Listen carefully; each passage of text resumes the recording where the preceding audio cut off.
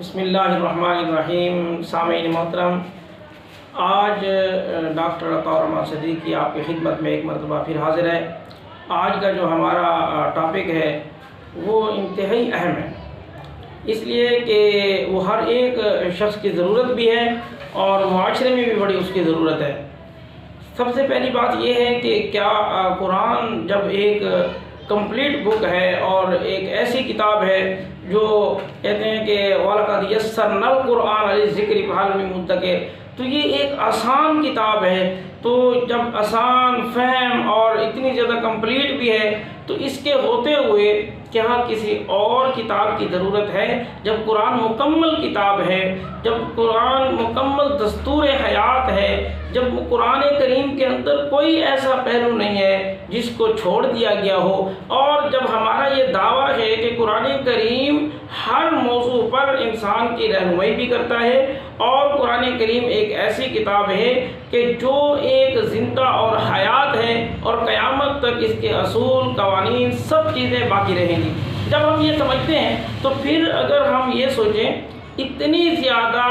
قوانین موجود ہونے کے باوجود مضبوط کتاب اور اس طرح کی کتاب ہے کہ جس کے قوانین کو کوئی توڑ نہیں سکتا، جس کی حقیقت کا کوئی انکار نہیں کر سکتا، لیکن پھر اس کے ساتھ ساتھ کیا اس کتاب کو سمجھنے کے لیے یا اس کتاب کے ساتھ ساتھ ہمیں حدیث کی ضرورت ہے؟ جب قرآن مکمل کتاب ہے، جب قرآن ایک آسان کتاب ہے، تو پھر اس کے ساتھ ساتھ ہمیں حدیث کی ضرورت کیوں پیش آتی ہے؟ کیا بغیر حدیث کے ہم قرآن سمجھ سکتے ہیں؟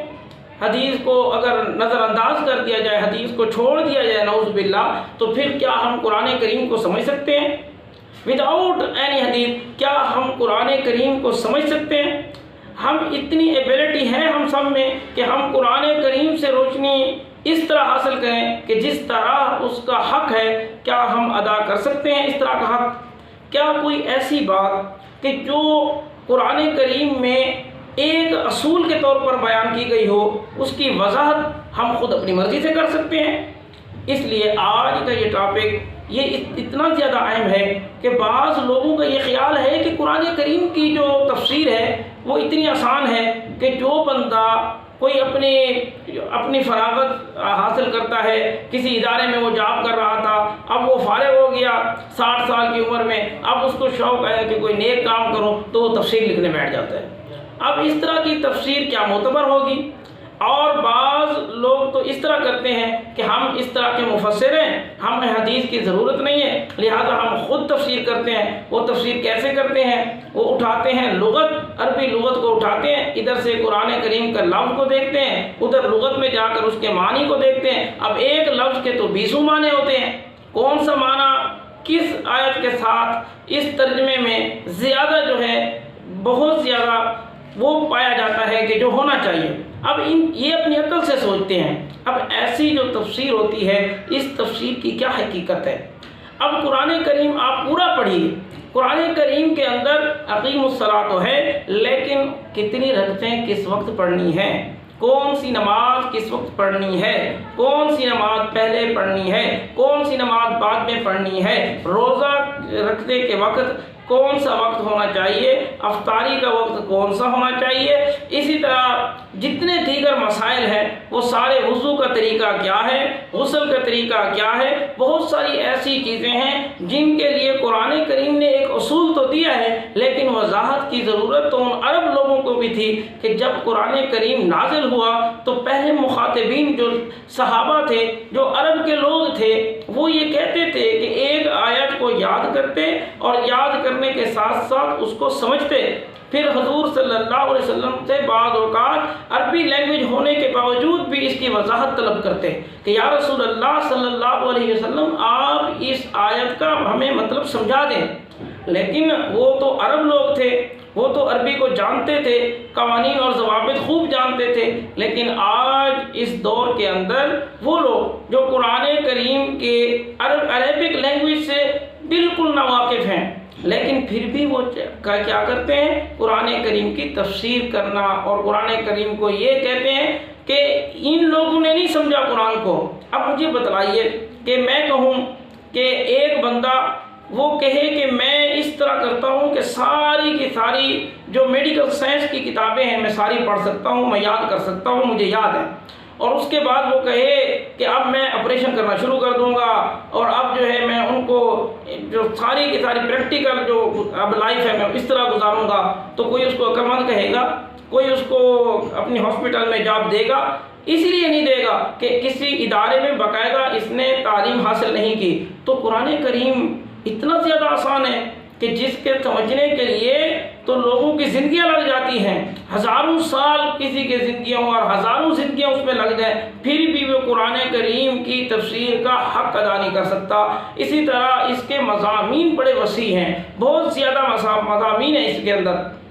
لیکن سامعین، عزیز سامعین، اگر ہم غور کریں کہ ایسا شخص جس کو ہم سمجھتے ہیں کہ اس نے اپنی طرف سے قرآن کی تفسیر کی ہے، ہم اس کو کیسے برداشت کر سکتے ہیں جب ایک میڈیکل کی کتابیں پڑھنے والا جس طرح وہ، ہم اس کو نہیں کہہ سکتے کہ آپ آپریشن کے قابل ہیں، کہ آپ آپریٹ کر سکتے ہیں، آپ ہاسپٹل میں جاب کر سکتے ہیں، تو اس کو دھکے دے کر باہر نکال دیا جائے گا۔ اسی طرح آج بھی میڈیا کے اندر بہت سارے ایسے لوگ ہیں، وہ کیا کرتے ہیں؟ قرآن کریم کی تفسیر لکھ کر لوگوں کو اس طرح مس گائیڈ کرتے ہیں کہ یہ معنی نہیں ہے۔ اب ایک دو کلپ میں سن رہا تھا، وہ بندہ اس طرح بات کر رہا تھا کہ قرآن کریم کے ہوتے ہوئے کسی حدیث کی ضرورت نہیں ہے، کسی حدیث کی کتاب کی ضرورت نہیں ہے، نعوذ باللہ، اور یہ اعتراض کر رہا تھا کہ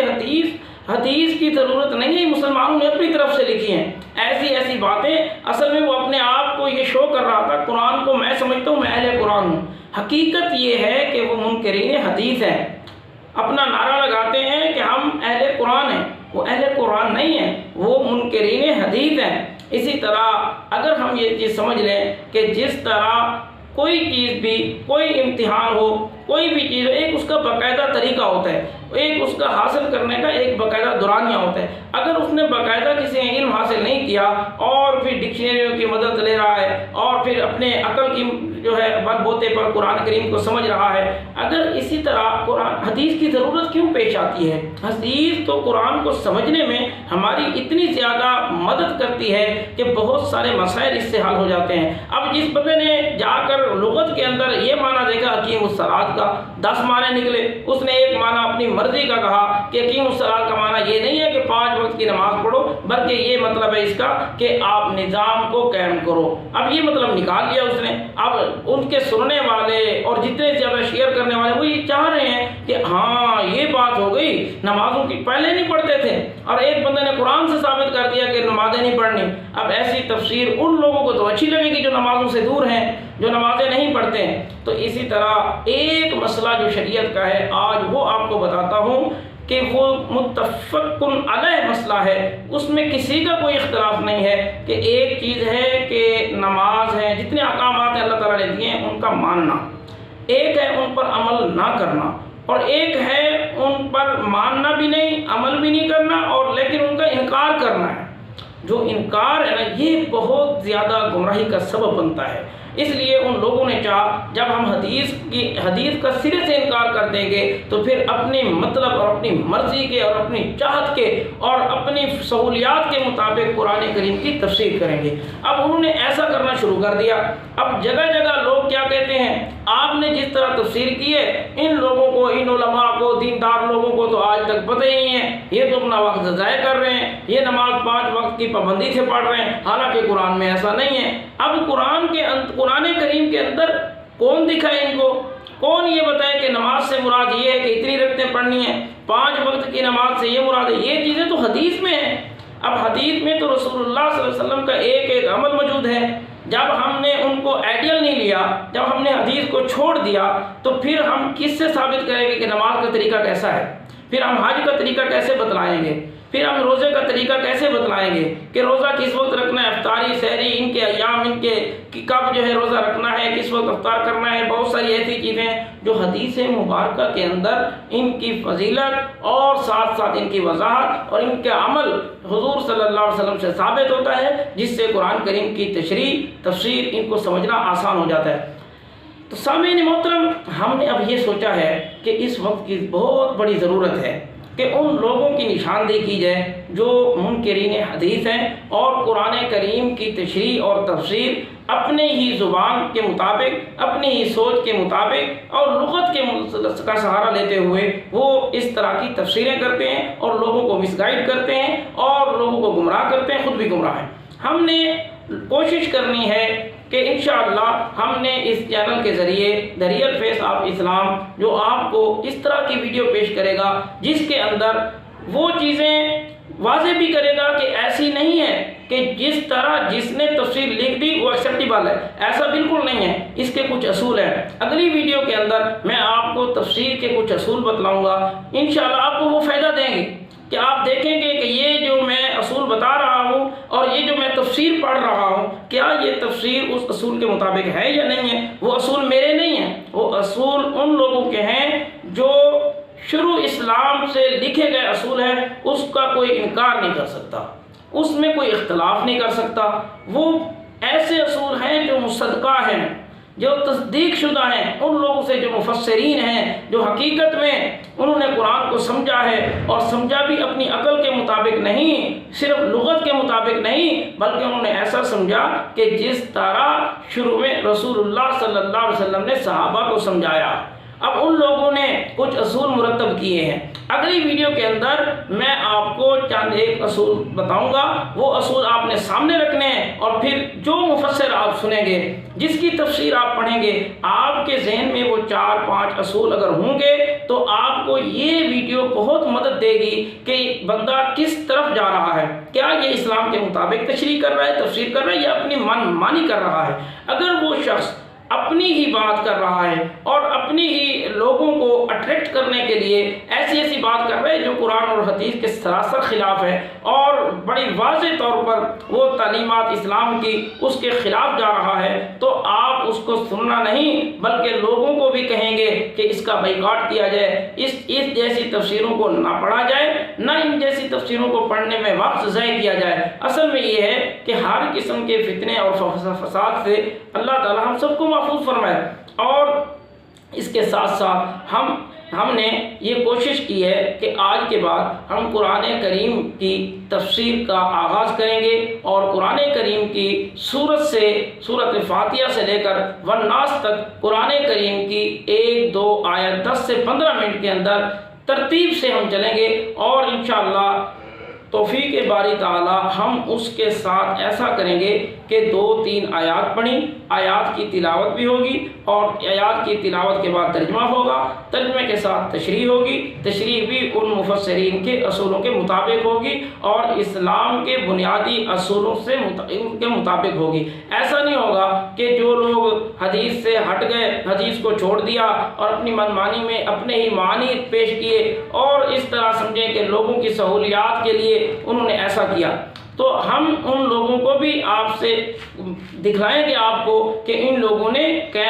کس نے کیسی تفسیر لکھی اور کہاں سے یہ پٹڑی سے اتر گئے۔ اور اس طرح حدیث کی جو اہمیت ہے، اگر قرآن کریم سمجھنا ہے تو اس کے لیے حدیث ضروری ہے۔ اگر حدیث کا علم نہیں ہوگا، اگر حدیث کو ہم ضروری نہیں سمجھیں گے تو پھر ہم خود سوچیں کہ پھر نماز کا طریقہ کس سے لیں گے۔ اگر ایسا نہ ہوتا، حضور صلی اللہ علیہ وسلم کو پھر نبوت ملنی اور حضور صلی اللہ علیہ وسلم کو نمونہ کہنا قرآن کریم کے اندر لَقَدْ كَانَ لَكُمْ فِي رَسُولِ اللَّهِ أُسْوَةٌ حَسَنَةٌ، کہ وہ ہماری زندگی کے لیے ایک آئیڈیل ہے۔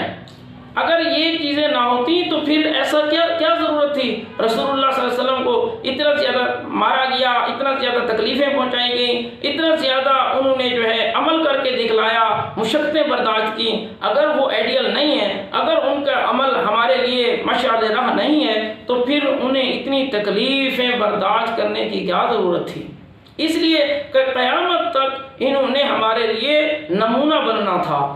اگر قرآن کریم کی تعلیمات ہی مل جاتی، کوئی فرشتہ آ کر کہیں قرآن کریم کی آیات کو ہمارے سامنے لے کر آتے اور اس طرح پیش کر دیتے قرآن کریم، تو آج سب سے بڑا اعتراض تو ہمارا ہوتا۔ نماز تو پڑھنی ہے لیکن کس طرح پڑھیں، روزہ تو رکھنے کا حکم ہے لیکن کیسے رکھیں، کوئی کر کے دکھانے والا ہو۔ تو اس طرح اللہ تعالیٰ نے اپنے رسول صلی اللہ علیہ وسلم کو ایک احکامات پریکٹیکلی کروا کے دکھلائے کہ یہ ہے رسول اللہ صلی اللہ علیہ وسلم اور ان کی لائف آپ کے لیے آئیڈیل ہے۔ تو اس طرح سامعین محترم آپ کو ہماری ویڈیوز ملتی رہیں گی اور آپ ہمارے چینل کو سبسکرائب بھی کریں، شیئر بھی کریں، لائک بھی کریں اور کمنٹس بھی دیا کریں۔ اور اس کے ساتھ ساتھ کسی کو کوئی مسئلہ ہو، آپ کمنٹس میں مسئلہ بیان کریں، مسئلہ پیش کریں، ہم اس کا انشاءاللہ اگلی ویڈیو کے اندر ہر ایک مسئلے کا جواب آپ کو پیش کر دیں گے۔ والسلام۔